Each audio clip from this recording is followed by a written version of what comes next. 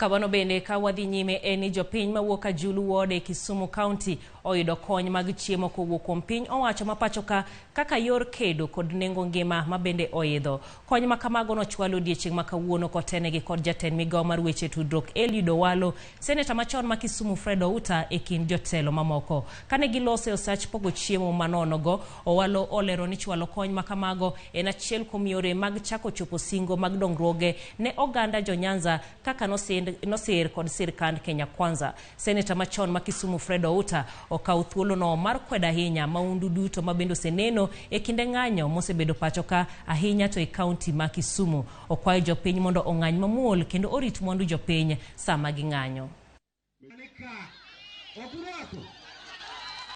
The Chief Administrative Secretary, we pray God for your peace.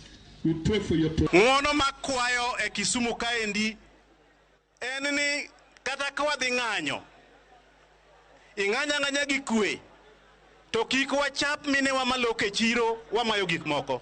Gima litna kabisa makanene TV nyaka welo manyocha obiro machalo riaka manyocha obiro kelonwa kendo ndiko nyithindwa ni dukane mokawo $1,20,000 nyithindwa rucho mang'idhi mano bede ng'anyo. Wakelo chiemo kama ng'eny, wakelo mchele gunia 300, wakelo ganda gunia 260. Kalure gi singo mni wamiyo jo Nyanza ka eni ndalo campaign kotelnwa gi President William Ruto mne candidate marwa. Mbaka mwadwago gi jo Nyanza kawuono en mbaka mar kelo konyruok. En mbaka mar neno kaka factory mag niangi wanyalo kedo chako ting'o gi malo mondo giti mondo jopur niang' oyud pesa oyud kaka puonjo nyithindo.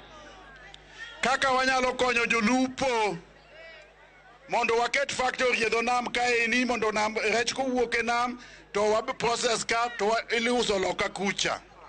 Kaka wanyalo konyo mine gi kijende gi pesa ohala.